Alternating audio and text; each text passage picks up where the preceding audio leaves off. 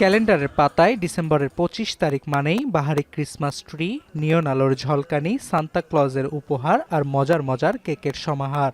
মহিমান্বিত এ দিনটিতে বেথেলহাম নগরীতে জন্ম নিয়েছিলেন খ্রিস্টান ধর্মের প্রবর্তক যীশুখ্রিস্ট।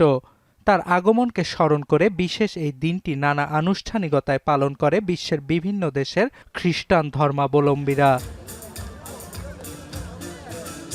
এবারে বড়দিনের উৎসবটি বিশেষভাবে আকর্ষণীয় যিশুর জন্মনগরী বেথেলহামবাসীর কাছে, কেননা প্রায় ২ বছরের ইসরায়েলি আগ্রাসনে ক্রিসমাসের আনন্দ উপভোগ করতে পারেনি নগরটির বাসিন্দারা।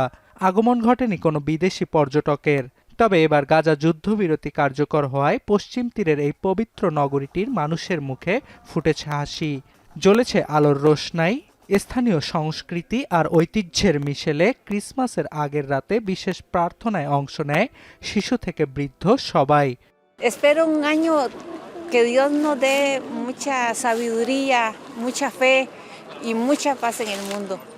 এছাড়া বড়দিনের সাজে সেজেছে যুক্তরাষ্ট্র, যুক্তরাজ্য, ফ্রান্স, জার্মানি, ইতালি, সুইজারল্যান্ড থেকে শুরু করে যুদ্ধবিধ্বস্ত ইউক্রেনও। ক্রিসমাস ইভের বিশেষ প্রার্থনায় ভ্যাটিকানের সেন্ট পিটার্স স্কোয়ারে জড়ো হওয়া ভক্তদের বড়দিনের শুভেচ্ছা জানান রোমান ক্যাথলিকদের সর্বোচ্চ ধর্মগুরু পোপ লিও চতুর্দশ। এ সময় তিনি যুদ্ধবিদ্বেষ ভুলে বিশ্ব শান্তি প্রতিষ্ঠায় সবার প্রতি আহ্বান জানান।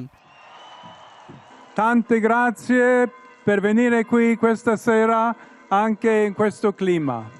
Vogliamo celebrare insieme la festa di Natale. Christmas ইভের প্রার্থনা অনুষ্ঠিত হয়েছে প্যারিসের নটরডেম ক্যাথেড্রালেও। এতে স্থানীয়রা ছাড়াও যোগ দেয় অন্য দেশ থেকে আসা পর্যটকরাও।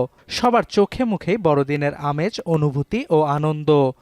No había nada mejor que entrar a ver el signo de তবে ক্রিসমাসের দিনটিও যুদ্ধ আতঙ্কের মধ্যেই কাটবে ইউক্রেনবাসীর।